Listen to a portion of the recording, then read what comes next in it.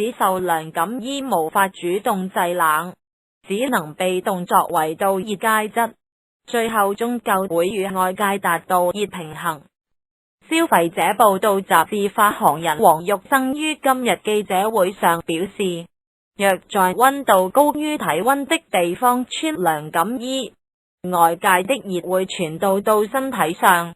因此就冇涼爽效果，甚至還會有悶熱感。消基會於民國101年5月至6月間，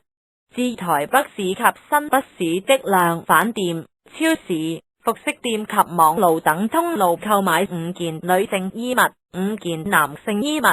共計10件樣品。樣品以平價服飾為主，價格介於149元至299元之間。日用品委員會黃權全委員說，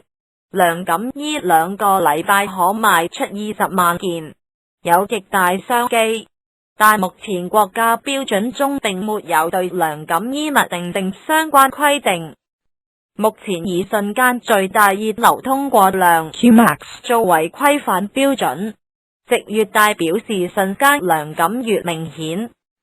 消費者基金會董事長蘇錦霞呼籲，要判斷瞬間涼爽感，最好能有量化的數字為佐證。希望經濟部標準局能定出涼感衣的統一規範。另外，市面上有些衣物雖以涼感、無感為訴求，但卻是排汗為提前，